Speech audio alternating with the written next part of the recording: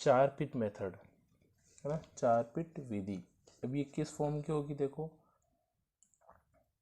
ये समीकरण होगी आपके f of x y z p q, सारे आ गए, ठीक है। इस टाइप की इक्वेशन होगी, उसमें उसको अपन चार पिट विधि से हल करेंगे। अगर इस टाइप की कोई समीकरण दे रखी है तो इसमें क्या करेंगे, जो पी व क्यू का मान निकालेंगे और कहाँ रखेंगे अपन, वापस वही तरीका, उसमें d Z equal to P D x plus Q D y इसमें रखेंगे और उसको हल करेंगे। पी और क्यू का मान कैसे निकालेंगे, तो इसके अंदर लांगराज विधि से जो अपन निकालते हैं उसके लिए सहायक समीकरण है, वही सहायक समीकरण, सहायक समीकरण है ना, एक्सिलरी इक्वेशन, इसका यूज़ करेंगे। ये क्या है वो मैं लिख देता हूँ, यही है इसमें चार पिट मेथड में, आपको यही इक्वेशन आपको ध्यान में रखनी है। इससे पी क्यू की वैल्यू निकालेंगे और यहाँ पुट करेंगे और इसका समाकलन कर लेंगे। और अगर आपको विचित्र हल निकालना है तो जो आंसर आएगा ए बी में उसका ए और बी के सापेक्ष अवकलन करेंगे और ए और बी का विलोप करके विचित्र हल निकालेंगे। और इसके अलावा आपको अगर व्यापक हल निकालना है तो व्यापक हल में आपको तरीका बता रखा है, ए के सापेक्ष अवकलन करेंगे और उससे ए का विलोप करके व्यापक हल प्राप्त कर लेंगे और इससे जो आएगा वो पूर्ण हल होता है, ठीक है। ये चीज़ ध्यान रखिए, हर मेथड में ये चीज़ कर रहे हैं अपन। तो इक्वेशन क्या है जो आपको याद रखनी है, very important, d p upon del f upon del x plus p del f upon del z equal to d q, है ना, सारे आएंगे, पी आ गया, क्यू आ गया, फिर आएगा जेड एक्स वाई, सारे आएंगे इसमें, ठीक है। तो d q upon del f upon del y, देखो पी एक्स के साथ में आता है, ऐसे याद रख लेना, क्यू वाई के साथ में आता है, प्लस क्यू आएगा और del f upon del z. इसका मतलब ये है कि आपको एक तरफ लेना है सबको, ठीक है, जो भी अगर एक्स वाई में इधर दे रखा सबको एक तरफ लेके इक्वल टू जीरो करना, तो जो वो आएगा उसको अपन क्या मानेंगे, एफ मानेंगे। तो उसी एफ का आंशिक अवकलन करके ये सारी चीज़ निकालेंगे, equal to d z, d z में क्या आ जाएगा, minus of p del f upon del p minus q del f upon del q. P है तो पी के सापेक्ष, क्यू है तो क्यू के सापेक्ष अवकलन करेंगे, ठीक है, equal to d x upon minus del f upon del p equal to d y upon minus del f upon del q equal to d f upon zero, ठीक है। इक्वेशन नंबर 3 यही है, ठीक है, यही इक्वेशन है जो सहायक समीकरण है। इससे पी व क्यू का मान निकालेंगे, यहाँ रखेंगे तो अपने पूर्ण हल आ जाएगा। अगर आपको विचित्र हल निकालना है तो उसका तरीका भी बता रखा है, ए और बी के सापेक्ष अवकलन करेंगे और ए बी का विलोप करेंगे। तो ऐसी चीज़ आती है आपके, अगर व्यापक हल निकालना है तो ए के सापेक्ष अवकलन कर लेंगे और उसमें मतलब बी को ए के पदों में लिख देंगे और उसका ए के सापेक्ष अवकलन कर लेंगे और क्या प्राप्त हो जाएगा अपने को, व्यापक हल। वही है जो बार बार मैं दोहरा रहा हूँ, ठीक है। तो कोई दिक्कत नहीं आनी चाहिए। सिर्फ चार पिट मेथड में आपको ये ध्यान रखना है, याद रखने का तरीका, डेल पी है तो पी आएगा और पी के साथ में एक्स आता है, ठीक है, क्यू के साथ में क्यू आएगा और क्यू के साथ में वाई आएगा, ठीक है। फिर डी जेड है तो इसमें पी क्यू में ही आएगा, ये चीज़ ध्यान रखें, इसमें एक्स वाई नहीं आएगा। फिर डी एक्स है तो एक्स के साथ में पी आता है, वाई है तो वाई के साथ में क्या आता है, क्यू आता है, और डी एफ है तो वो उसको आप जीरो लिख देना अपॉन, ठीक है। तो ये आपको याद रह जाएगा, ठीक है। इसके बाद क्या करना, देखो क्वेश्चन से ज़्यादा समझ में आएगा तो मैं एक एग्जांपल ही ले लेता हूँ, इसका एग्जांपल फर्स्ट ले लेता हूँ, इससे आपको ये प्रोसेस पूरा समझा दूंगा और कैसे इसका विचित्र हल निकालना है, कैसे इसका व्यापक हल निकालना, वो भी इसे एग्जांपल में बता दूंगा। क्वेश्चन में नहीं लिखा हुआ आएगा कि चार पिट मेथड लगाना है, चार पिट विधि लगानी है, सिर्फ आपको क्वेश्चन देख के पहचानना है पी एक्स। और अगर इससे पहले वाला कोई मेथड अगर अप्लाई हो रहा है तो वो भी आप अप्लाई कर सकते हो, ठीक है, लेकिन अभी अपन चार पिट कर रहे हैं तो चार पिट से ही करेंगे इसको। तो पहला मैंने बताया आपको कि सबसे पहले एफ है ना, एक तरफ ले लीजिए एफ मान लीजिए, सबको एक तरफ ले लीजिए, तो p x plus q y minus p Q,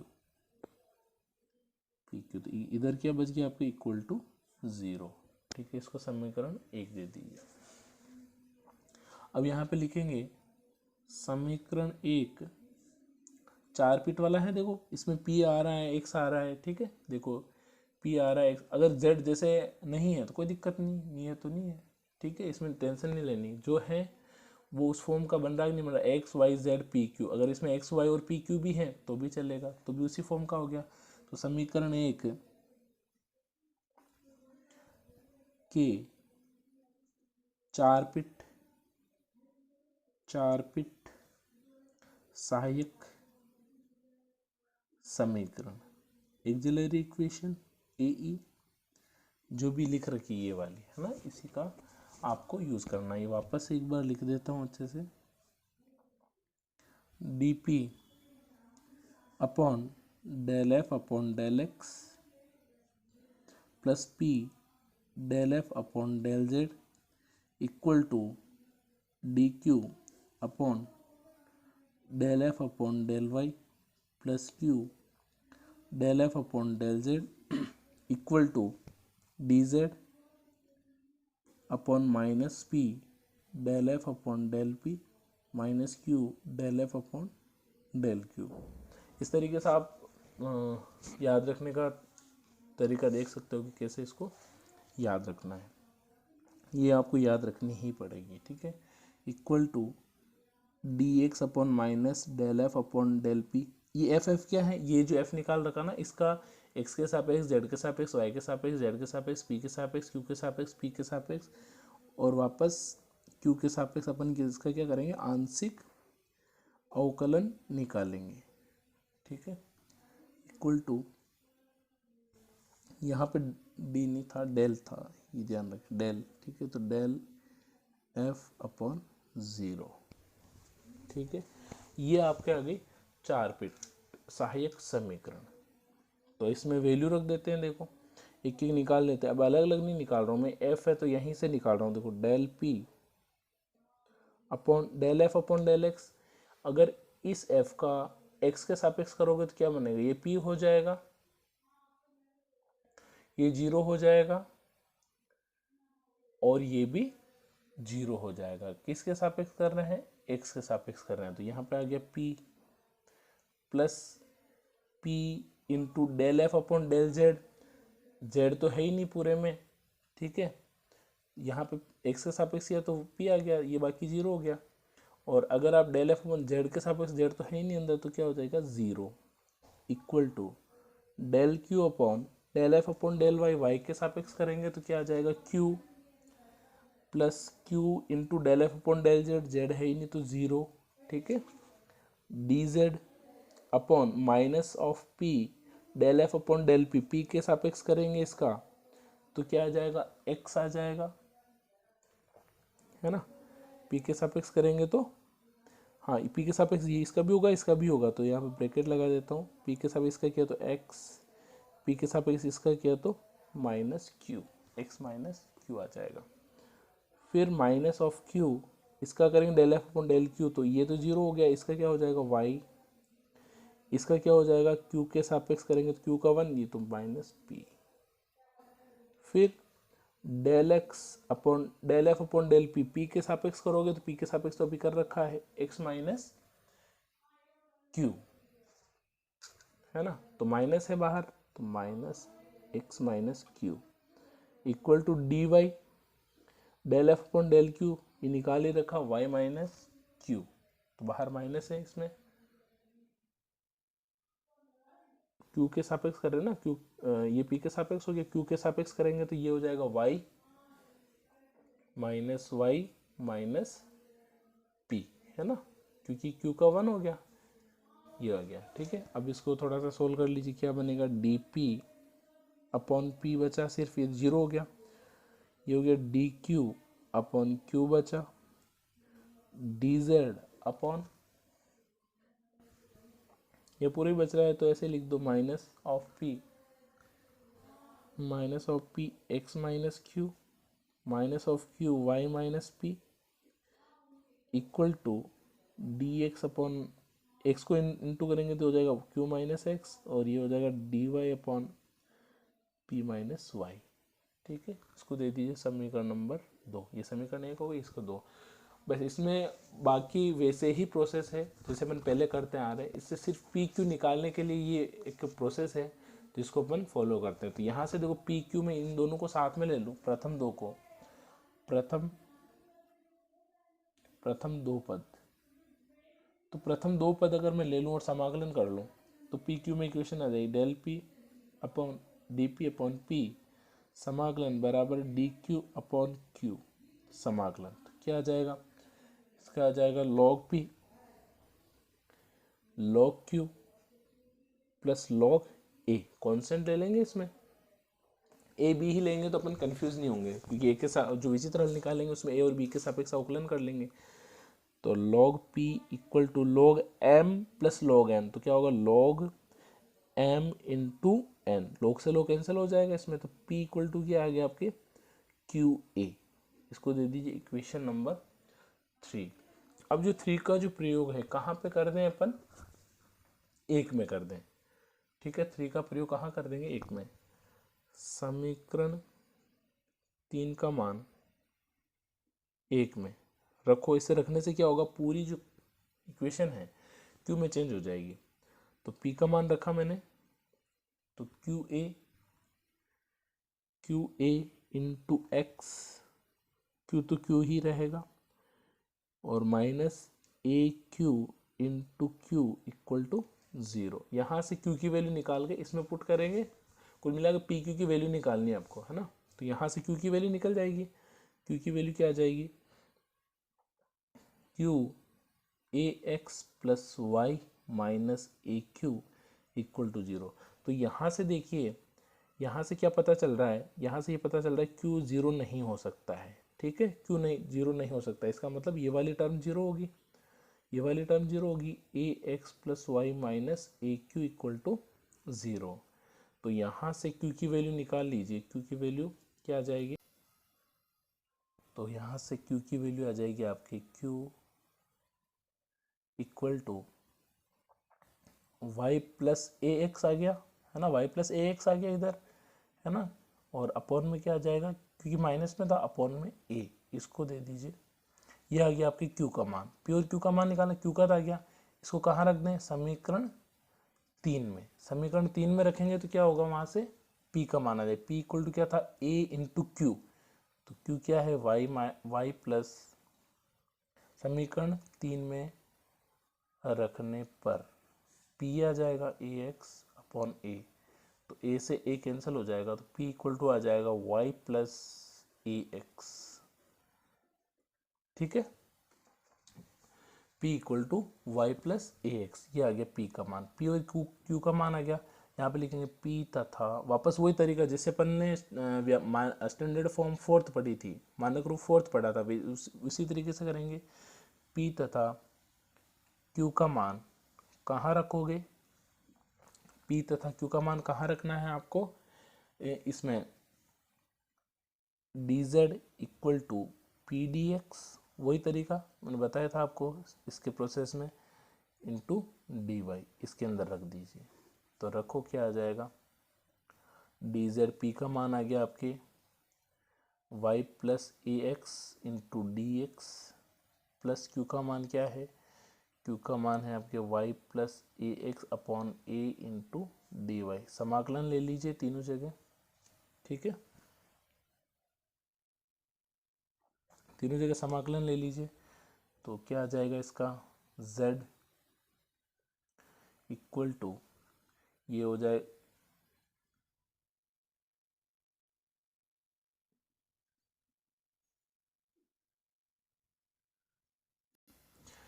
यहाँ पे देखो एक दिक्कत आ गई, ये y है और इधर x है, तो ऐसा तो पॉसिबल ही नहीं है कि y का x के सापेक्ष समाकलन हो पाए। तो अपन क्या करें, थोड़ा सा इसको चेंज करें, क्या होगा, डी जेड ये रहा, इसमें वापस वैल्यू पुट करते हैं, y plus A X into D x plus Y plus A X upon A into D Y. अब देखो दोनों में कॉमन क्या आ रहा है, पहले इसको सोल्व करना पड़ेगा तभी समाकलन, बाकी देखो समाकलन लगाया मैंने लेकिन हो नहीं रहा है, यहाँ एक्स आ रहा है या डी वाई आ रहा है, तो इसका भी समाकलन होगा नहीं। तो देखिए इसका एलसीएम तो क्या आ जाएगा आपके ए वाई प्लस ए एक्स है ना, डी एक्स प्लस, और एक का एक में भाग लगाए तो ये आ जाएगा वाई प्लस ए एक्स डी वाई। तो ये हो जाएगा d Z equal to, common क्या आ रहा है, ये ए को आप इधर ट्रांसफर कर दीजिए, अपन वाली टर्म हट जाएगी, वाई प्लस ए एक्स कॉमन आ रहा है, तो क्या बचेगा, यहाँ से बचा ए डी एक्स प्लस यहाँ पे बचा डी वाई। अब समाकलन कर लीजिए, अब हो जाएगा, है ना, यहाँ पे दिक्कत कर रहा था, तो अब समाकलन कर लीजिए, समाकलन और समाकलन, इसको मान लेंगे, माना y plus A x equal to t, तो y का होगा d y plus a constant x का d x equal to D t, रख दीजिए वैल्यू इसमें, ए कॉन्सेंट बाहर आ जाएगा 1 into d Z equal to, इसको मैंने क्या माना t, और ये क्या बन गया आपकी डी टी। ठीक है, ये समाकलन ध्यान से देखना आप, है ना, तो अपन डायरेक्ट करेंगे, अगर कभी भी ऐसा आ जाए तो आप देखना कि अपन गलत कर रहे हैं, पहले उसको सोल्व करें फिर देखेंगे उसका समाकलन हो रहा है कि नहीं हो रहा। तो यहाँ आ जाएगा a z equal to t का क्या होगा, t square by two plus b, है ना, बी ले लेंगे, ए बी में ले लेंगे तो विचित्र हल और व्यापक हल में आसानी रहेगी। ए जेड इक्वल टू 1/2, टी किसको माना, y प्लस ए एक्स की पावर 2 प्लस बी। ठीक है, ये क्या आ गया आपके पूर्ण हल, ए बी में जो भी आता है उसको बोलते हैं अपन पूर्ण हल, पूर्ण समाकल या पूर्ण हल भी बोलते हैं, समाकल। ठीक है, अब मैंने कहा ना इसी में मैं विचित्र भी बता दूंगा, तो देखो विचित्र भी बता देता हूँ, सिंगुलर सॉल्यूशन, विचित्र हल, विचित्र हल निकाल रहे हैं, इसका विचित्र हल के लिए मैंने बताया था, ये जो इक्वेशन आती है इसको इक्वेशन नंबर दे दीजिए, इसको दे दीजिए आप इक्वेशन नंबर 4 दे दीजिए ना, 3 तक हो गया, ये 4 हो गया। तो एक के सापेक्ष अवकलन करेंगे, बी के सापेक्ष अवकलन करेंगे और वहां से पता चल जाएगा। तो एक के सापेक्ष 4 का, है ना, 4 का एक के सापेक्ष आंशिक, है ना, आंशिक अवकलन, आंशिक लिखना जरूरी है। ठीक है, तो इसका क्या हो जाएगा, ए जेड का हो जाएगा 0, नहीं सॉरी ए जेड है ना, तो ए का तो हो गया 1 और जेड ऐसे ही रह जाएगा इनटू में, जेड इक्वल टू, इसका कर रहे हैं अपन एक के सापेक्ष, तो क्या आ जाएगा 2y प्लस ए एक्स अपॉन में 2 है ही, इंटू चेन रूल से करेंगे तो y का 0 और a का 1, तो x इंटू में आ जाएगा प्लस b 0, 2 से 2 कैंसिल, तो z इक्वल टू क्या आ गया आपके पास y प्लस ए एक्स इंटू एक्स, इसको दे दीजिए इक्वेशन नंबर 5।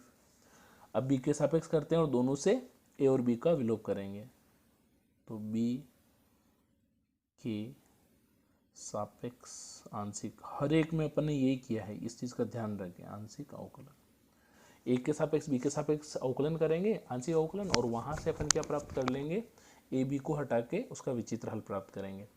तो 4 का करो, इसका किया तो 0 आ गया, बी के सापेक्ष तो बी इसमें है ही नहीं, आंशिक अवकलन कर रहे हैं, इसका ध्यान रखें, आंशिक का मतलब है बी के अलावा जो भी टर्म है उसका 0 होगा, तो 0 हो गया, बी का हो गया 1, तो यहाँ पे गड़बड़ हो गई, अपन ने उसमें भी पढ़ा था स्टैंडर्ड फॉर्म फर्स्ट में कि 0 इक्वल टू 1 आ गया, तो 0 1 के बराबर हो सकता है क्या, नहीं हो सकता है ना, 0 1 बराबर हो गया तो फिर तो अनर्थी हो जाएगा, नहीं अनर्थी हो रहा है ये, तो इसका मतलब ऐसा पॉसिबल नहीं है, पॉसिबल नहीं है, इसका मतलब ये हो गया, है ना, ये इसको दे दिए इक्वेशन 6, तो समीकरण 6 से स्पष्ट है कि इसका ये मान्य नहीं होगा, मतलब इसका विचित्र हल 6 से स्पष्ट है कि इसका विचित्र हल विद्यमान नहीं है। ठीक है, तो यहाँ से स्पष्ट हो गया, 0 = 1 आते आगे देखने की जरूरत नहीं है। यहाँ पे अगर ये कुछ बनता है, इक्वेशन बनती है ए और कुछ आता तो यहाँ से ए की वैल्यू यहाँ पुट कर देते और जो आंसर आता है वो विचित्र हल हो जाता है। लेकिन उसके बाद भी एक चीज़ और नोट करना है कि ये जो विचित्र हल आता है उसके बाद देखना है कि वो जो दी गई इक्वेशन है उसको सेटिस्फाई कर रहा है नहीं कर रहा, उसको संतुष्ट कर रहा है नहीं कर रहा। अगर संतुष्ट कर रहा है तो विचित्र हल होगा। बाकी अगर ऐसी कंडीशन, यहाँ तो वैसे देखते पता चल गया 0 = 1, इसका मतलब ये इसका विचित्र हल नहीं होगा। ठीक है, इसमें अभी एक चीज़ और निकालनी है, व्यापक हल। तो व्यापक के लिए क्या करेंगे, मैंने बताया व्यापक के लिए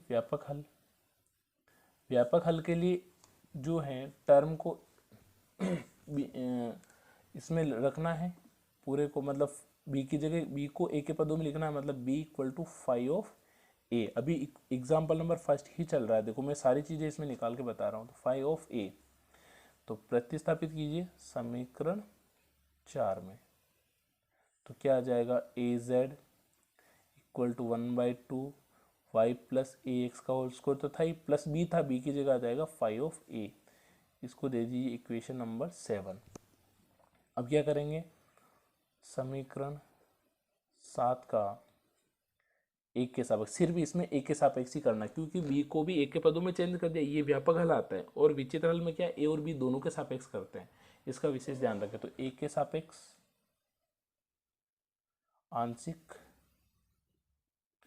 अवकलन कीजिए एक के सापेक्ष, तो क्या आ जाएगा, एक के सापेक्ष किया तो ये आ गया आपके z = 1/2 इंटू इसका किया तो 2y + ax की पावर 1 हो जाएगी, लिखने की जरूरत नहीं है। और एक के सापेक्ष कर रहे हैं तो ax का क्या हो जाएगा, आपके x हो जाएगा। ठीक है, प्लस 5 तो 2 से 2 कैंसिल हो जाएगा आपके, तो z = क्या आ गया आपके पास x ये वाला, y + ax + 5a इक्वेशन 8। यहाँ पे क्या क्या लिखेंगे, समीकरण निकालना है ही नहीं, निकलेगा नहीं क्योंकि 5a में ए में क्या है अपने को नहीं पता। तो यहाँ पे सिर्फ लिख देंगे समीकरण 7 तथा 8 से a को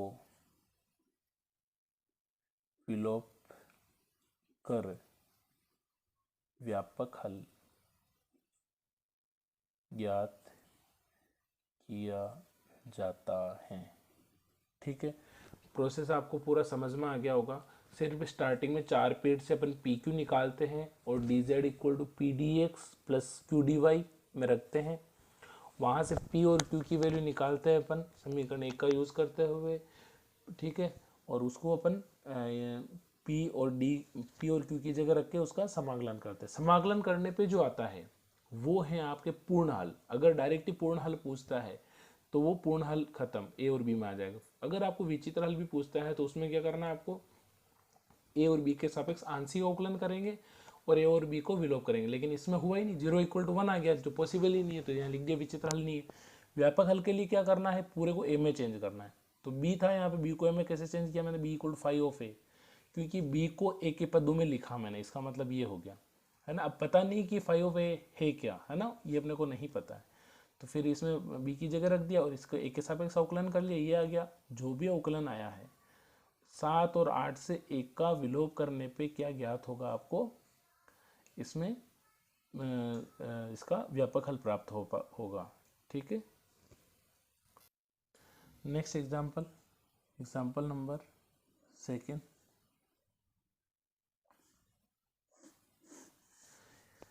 यहाँ पे फर्स्ट खत्म हुआ ना, सेकंड क्या है, सेकंड है p² + q² y = qz। तो सोल्व करने के लिए मैंने बताया ना f बनाना है आपको, तो इसको करेंगे p² + q² × y - qz equal to में क्या, ये इसको इधर ले आए तो 0 हो गया इक्वल में, इक्वेशन फर्स्ट। अब इसकी क्या लिखेंगे, सहायक समीकरण, है ना। 4 पीठ भी लिख सकते हो इसमें, 4 पीठ सहायक समीकरण, है ना। 4 पीठ पता चल गया ना, ये उसी फॉर्म का है, ये है ना, x y z p q उसी फॉर्म का है। तो इसमें एक्स नहीं है देखो, तो कोई बात नहीं, ठीक है, तो उसी फॉर्म का होना चाहिए, मतलब p q x y z और पी क्यू, है ना, उस फॉर्म में हो सकता है। इसमें कोई अगर एब्सेंट है पी, मतलब जैसे वाई जेड में से कोई भी एब्सेंट है तो कोई दिक्कत नहीं। आप में अगर कोई मेथड नहीं लग रहा है तो ये मेथड लगा दीजिए, इससे हो जाएगा। ठीक है, पहले 4 मेथड का तो मैंने बता ही दिया कैसे कैसे आपको उसको पहचान करनी, इसमें तो आपको कोई दिक्कत ही नहीं है। ठीक है, ये आ गया। इसकी सहायक समीकरण क्या होगी? सहायक समीकरण होगी आपकी dp अपॉन, ये चीज़ मैं बार बार लिख रहा हूँ आपको याद हो जाएगी, del f upon del x plus p del f upon del z equal to del q upon del f upon del y plus q del f upon del z equal to d z upon minus p del f upon del p minus q del f upon del q. ठीक है, equal to d x आ जाएगा, d x x के साथ में क्या आता है, एक्स के साथ में आता है पी, तो del f upon del p, और फिर वाई के साथ में क्या आता है d y upon minus del f upon del q. ठीक है, तो ये तरीका आपको ध्यान रखना है कि याद रखने का, ये हो गया। इसमें अब f की वैल्यू निकाल के रखते हैं, देखो तो मैं डायरेक्ट ही निकाल रहा हूँ, मतलब है ना, यहीं पे अवकलन कर लूँगा आंशिक f का x के सापेक्ष कर रहा हूँ। x देखो कहीं दिख रहा है क्या इसमें? x इसमें है नहीं है तो 0 हो जाएगा, plus p del f upon del z, z का है क्या आ जाएगा माइनस ऑफ q, तो यहाँ लिख देंगे माइनस q इक्वल टू, एक एक स्टेप करनी है, डायरेक्ट नहीं चलना, ये भी डायरेक्ट ही चल रहे हैं अपन, डेल एफ अपन चाहो तो अलग अलग भी निकाल सकते हो, लेकिन आसानी से निकल जाता है, आंशिक अवकलन में कोई ज़्यादा दिक्कत है नहीं। Del f upon del y, y के सापेक्ष करेंगे तो ये आ जाएगा p square plus Q square. ठीक है, p square plus Q square plus q into del f upon del z, z का किया तो माइनस ऑफ क्यू आ गया, तो minus Q square plus Q square cancel हो जाएगा, अगली स्टेप में कर देंगे d z upon minus p del f upon del p, p के सापेक्ष करेंगे तो क्या आ जाएगा इसका, इसका आ जाएगा माइनस, इसका आ जाएगा del f upon del p, तो इसका हो जाएगा 2p और y, है ना, y भी इनटू में है, 2p y, फिर minus q del f upon del q, q के सापेक्ष करेंगे तो इसका हो जाएगा 2qy, 2qy इसका हो गया, और इसका हो गया माइनस ऑफ z। ठीक है, और फिर equal to d x, p के सापेक्ष किया del f upon del p, है ना, इसका अपन ने पी के सापेक्ष किया तो क्या आएगा 2p वाई, है ना, 2p y minus of 2p y, minus तो ये यहाँ फॉर्मूले का है। फिर इक्वल टू में देखिए क्या आ जाएगा, यहाँ पे आ जाएगा del d y upon minus of q के सापेक्ष किया तो 2qy, तो है ना माइनस हो गया, ये माइनस माइनस प्लस हो गया आपके z। ठीक है, तो ये अपन ने क्या किया, 4 पीठ की सहायक समीकरण से पी क्यू का मान निकालेंगे इससे। तो देखो वापस से इसको सही से लिख दूं मैं, इसको डी पी अपॉन, यहाँ पे क्या बचा minus of P Q d q upon, इसको सोल्व किया तो इससे ही कैंसिल हो गया तो पी स्क्वायर ही बचा, और यहाँ पे डी जेड अपॉन, इसमें भी देखो डायरेक्ट कुछ कैंसिल हो रहा है क्या, नहीं हो रहा है, तो तीनों ही टर्म आ जाएगी, minus of 2p square y minus of 2q square y plus q z equal to d x upon minus 2py equal to d y upon minus 2qy plus z. ठीक है, तो ये आ जाएगा आपके, है ना। अब देखिए फर्स्ट और सेकंड, सबसे पहले यही देखना है कि पहले पहले से सोल्व हो रहा है तो बाकी का कोई दिक्कत ही नहीं, बाकी का यूज़ ही नहीं करते अपन, है ना। देखना इससे पहले वाले में भी अपन ने सबका यूज़ नहीं किया, अपने को सिर्फ पी क्यू से मतलब है, पी क्यू का मान किससे आसानी से निकल रहा है उनसे पी क्यू का मान निकाल लीजिए। तो प्रथम 2 ले लें, प्रथम 2 से निकल रहा है, देखो ये पी से पी कैंसिल हो जाएगा, क्यू इधर चला जाएगा, पी इधर चला जाएगा, तो आराम से वैल्यू इसकी निकल जाएगी, है ना। तो प्रथम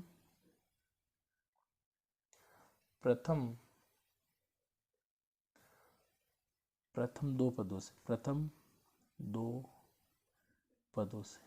तो प्रथम दो पद ले लीजिए, ये वाले दोनों, dp upon minus p q equal to d q upon p square. एक पी से एक पी कैंसिल हो जाएगा यहाँ पे, तो क्या आ जाएगा डी पी, तो ये पी इंटू हो गया पी और ये हो गया minus of q d q. समाकलन समाकलन क्या आ जाएगा, p square by two equal to minus Q square by two plus, अभी ये स्क्वायर में आ रहा है दोनों और अपॉन में टू आ रहा है, तो कॉन्स्टेंट भी ए स्क्वायर बाई टू, इसी फॉर्म में ले लेते हैं अपन, टू टू से कैंसिल हो जाएंगे सारे, है ना। तो यहाँ से क्या आ गया आपके पी स्क्वायर प्लस, इसको इधर ले आएंगे तो प्लस हो जाएगा q square equal to A square. P q में एक समीकरण आ गई, समीकरण नंबर 2, ये एक थी तो ये समीकरण 2। अब इसमें से आप पी का मान निकाल के यहाँ रखो, ठीक है, तो क्या आ जाएगा आपके क्यू आ जाएगा, है ना। यहाँ से p square equal to A square minus Q square समीकरण 1 में। इससे पहले वाले में भी यही किया, है ना। तो पी स्क्वायर है, यहाँ पे भी पी स्क्वायर है, तो पी स्क्वायर से रखने पे क्यू की वैल्यू आसानी से निकल जाएगी। तो पी स्क्वायर का मान क्या है, ए स्क्वायर माइनस क्यू स्क्वायर, कहाँ रख रहे हैं, समीकरण 1 में। क्या रखा, p square equal to A square minus Q square रख दीजिए 1 में, है ना। 1 में रखेंगे तो पी स्क्वायर की जगह A square minus Q square plus Q square, bracket बाहर बैठा है इसमें Y equal to Q Z, ठीक है। क्यू स्क्वायर से क्यू स्क्वायर कैंसिल हो गया यहाँ पे, A square Y equal to Q Z, तो यहाँ से क्यू की वैल्यू निकालनी हमने को, तो ए स्क्वायर वाई अपॉन जेड, कितना आसान काम हो गया, ठीक है। यहाँ से क्या निकाल लिया अपन ने, क्यू, क्यू का मान इसमें रख दीजिए, क्यू का मान 2 में,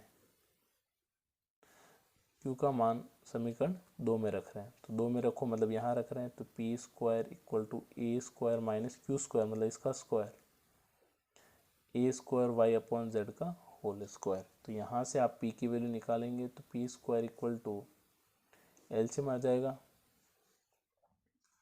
एलसीएम क्या बन रहा है इसका, जेड है ना, ये जेड है ध्यान रखें, तो जेड स्क्वायर एलसीएम बना ए स्क्वायर जेड स्क्वायर माइनस इसका भी स्क्वायर किया तो ए की पावर 4 वाई स्क्वायर, ठीक है।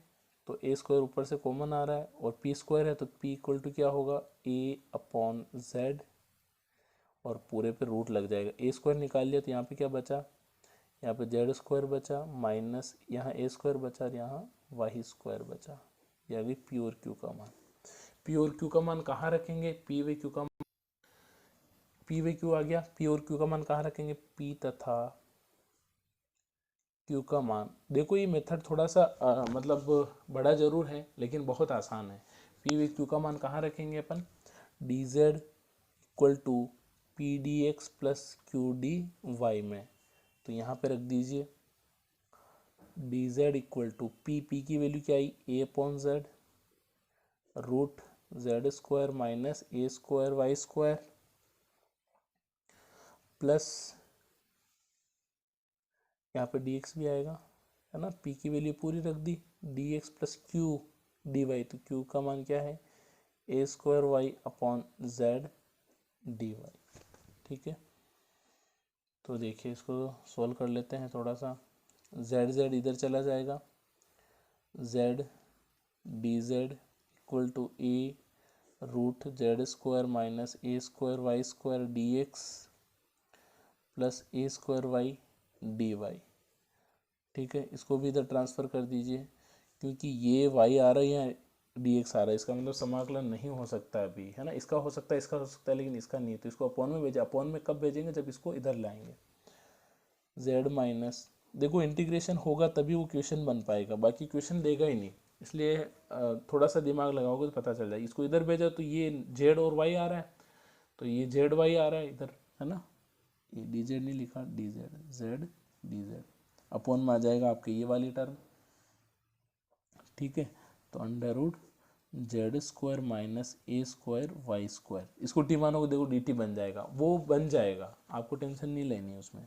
यहाँ पे बचा ए डी एक्स। अब समाकलन का साइन ले लीजिए और समाकलन कर लीजिए। इसको क्या मान लेंगे अपन, टी, है ना, इसको मान लीजिए आप टी मान लीजिए, माना z square minus A square Y square equal to t, है ना। चाहो तो टी स्क्वायर भी मान सकते हो, लेकिन टी से ही हो जाएगा काम। देखो ये हो जाएगा 2z D Z minus A square 2y D Y equal to D T.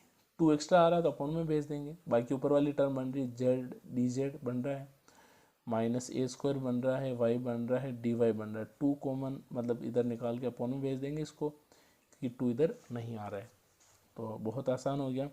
1/2 तो बाहर, ऊपर वाला बन गया पूरा डी टी, और ये बन गया रूट टी इक्वल टू ए, और ये हो गया 1 इंटू डी एक्स। तो इसका करेंगे समाकलन, तो 1/√2, 1/√t का क्या होता है 2√t, और अगर पूरा करना चाहो टी की power -½ + 1 upon -½ + 1 equal to A x plus B आ जाएगा।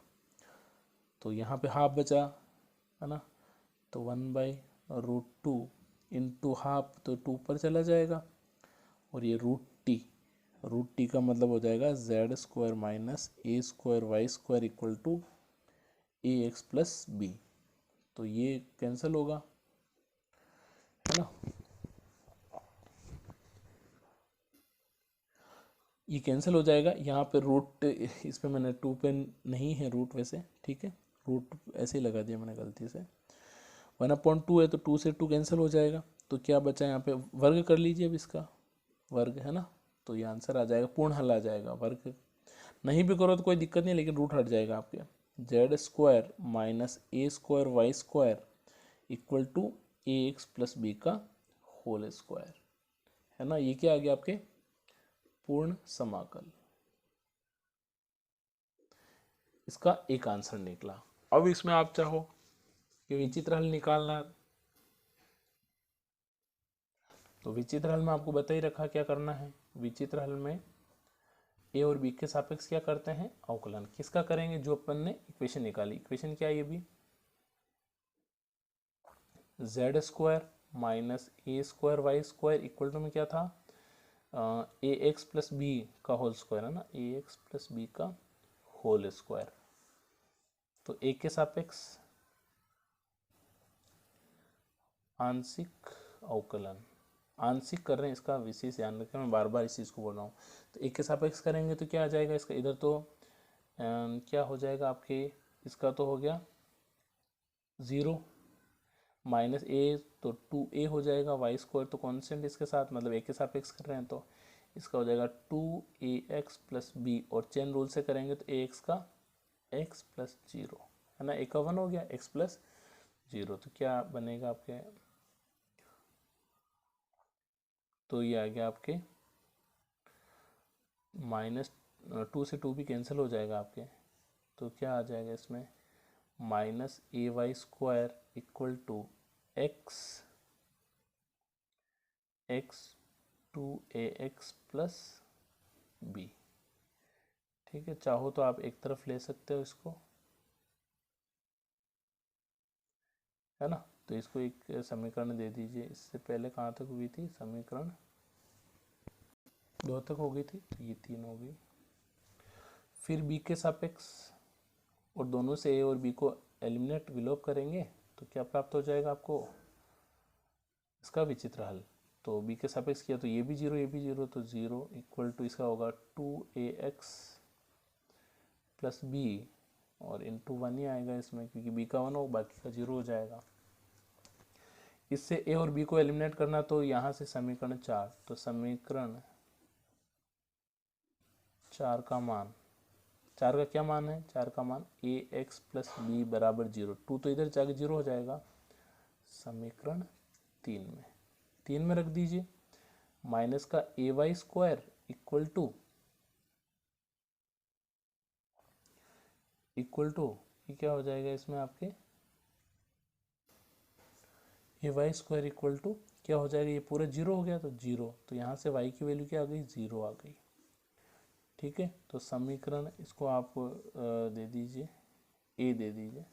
समीकरण ए में ये मान रख देंगे, y बराबर जीरो तथा एक्स प्लस बी बराबर जीरो रखने पर जो प्राप्त होगी वो विचित्र हल हो जाएगा आपके, है ना।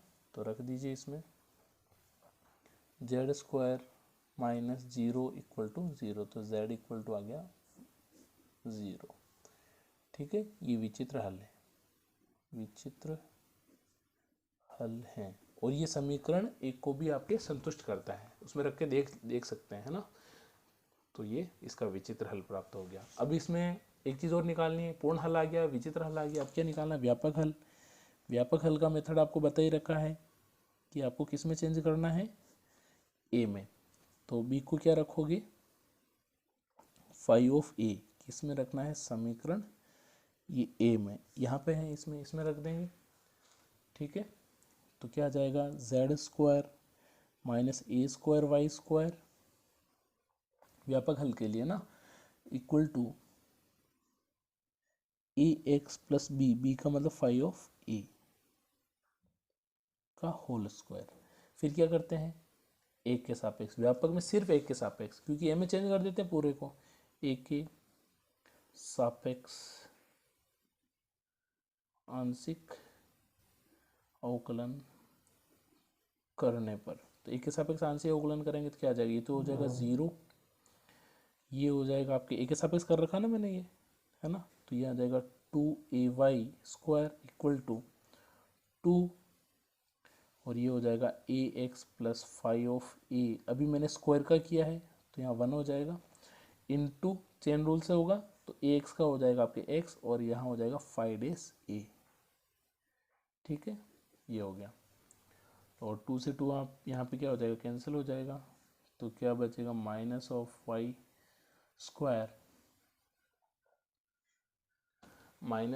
Square equal to bracket A x plus five of A, और यहाँ पे बच रहा है एक्स प्लस 5 ए। ठीक है, इक्वेशन 4 हो गई, इक्वेशन 5 और इक्वेशन 6, बस यहाँ पे लिखना है सिर्फ, समीकरण 4 तथा 5 से ए का विलोप कर क्या निकालते हैं, ए और ए का विलोप करके, ए का विलोप कर व्यापक हल प्राप्त किया जा सकता है। सर इसमें ए की वैल्यू निकालते क्यों नहीं, तो निकल ही नहीं सकती है ना, क्योंकि फाइव ऑफ ए अपने पास है नहीं, अपन कितनी भी कोशिश कर लें इन दोनों से ए को निकाल नहीं पाएंगे, क्योंकि फाइव ऑफ ए अपने को नहीं दे रखा, अगर दे रखा होता तो अपन आराम से इसको निकाल लेते हैं ए के मान, बाकी ए का मान नहीं निकाल सकते तो अपन क्या कर देते हैं, 5 व 6 से लिख देते हैं, 5 मतलब 4, अच्छा 5 और 6 है ये, सॉरी 5 व 6, तो 5 व 6 से एक का विलोप कर व्यापक हल प्राप्त करते हैं, ये 5 हो गए 6 हो गए, दोनों से एक को विलोप करते हैं और इससे क्या प्राप्त हो जाता है, व्यापक हल। ये कंप्लीट आंसर। देखो क्वेश्चन बढ़े जा रहे हैं, इसमें कोई दिक्कत नहीं, लेकिन है आसान है। ठीक है, तरीका वही है, सबसे पहले ए बी में जो आंसर आएगा वो पूर्ण हल हो जाएगा, विचित्र हल में एक के सापेक्ष बी के सापेक्ष आंशिक अवकलन करेंगे और दोनों से ए बी का विलोप करेंगे तो आपके आ जाएगा उसका विचित्र हल। ठीक है, ये विचित्र हल हो गया। इसके बाद निकालना आपको व्यापक हल, तो व्यापक हल का क्या तरीका, पहले b equal to five of A रखते हैं, b को a में चेंज करते हैं, पूरा a में आ गया, देखो b नहीं है पूरे में, एक्स वाई की कोई दिक्कत नहीं, एक्स वाई जेड हो सकता है कुछ भी। फिर आप क्या करोगे, ए के सापेक्ष आंशिक अवकलन करेंगे इस पूरे का, तो ये कर दिया, तो बस फिर ये लिखना है कि 5 व 6 से एक का विलोप करने पर व्यापक हल प्राप्त किया जा सकता है, बस कंप्लीट। ठीक है, तो इस तरीके से अपन ने विचित्र जो 4 पिट सहायक समीकरण है उसका यूज़ करते हुए अपन ने इसके क्वेश्चन किए। इसके क्वेश्चन लेंदी हैं, बड़े हैं थोड़े से, लेकिन आसान है बिल्कुल। ठीक है, आप ये अप्लाई किसी में भी कर सकते हो, किसी भी क्वेश्चन में कर सकते हो। ठीक है, और आसानी से मान, अगर क्वेश्चन में कुछ भी नहीं पूछा तो आप पूरा निकालिए। अगर बड़ा क्वेश्चन आता है आपके, बड़े में आता है तो तीनों हल, व्यापूर्ण हल, पूर्ण समाकल, विचित्र हल और व्यापक समाकल या व्यापक हल निकालना है। अगर क्वेश्चन में मेंशन आए कि उसका स्टैंडर्ड सॉल्यूशन या फिर व्यापक हल निकाल लिए, तो फिर क्या करना आपको, पूर्ण हल तो दोनों ही कंडीशन में निकालना है, पूर्ण हल तो निकालना ही निकालना है। फिर वहाँ से ये नहीं करके यहाँ से b = 5a रखा और ये हल कर लेंगे। अगर क्वेश्चन में बोला कि विचित्र हल सिंगुलर सॉल्यूशन निकालिए, तो आपको क्या करना, यही करना है, मतलब वो पहले वाला तो करना ही है, पहले वाली ये इक्वेशन आई ना, पूर्ण समाकल तक तो करना ही है आपको। फिर अगर विचित्र समाकल पूछा है तो फिर ये कर दीजिए, और व्यापक पूछा तो ये, और कुछ भी नहीं पूछा और बड़ा क्वेश्चन है तो पहले आप कर लीजिए उसका पूर्ण समाकल, फिर विचित्र समाकल या व्यापक समाकल। इसको आगे पीछे भी कर सकते हैं कि पहले व्यापक हल निकाल लिया फिर विचित्र हल निकाल लिया, उससे कोई दिक्कत नहीं है। ये दोनों अपने आप में अलग समाकल हैं, ठीक है, तो इसमें कोई दिक्कत नहीं है, ठीक है। Thank you. आगे और करेंगे इसके 4 रिपीट के और बच रहे क्वेश्चंस, तो नेक्स्ट क्लास में अपन इसको फिनिश कर देंगे और ये चैप्टर भी फिनिश हो जाएगा। Thank you.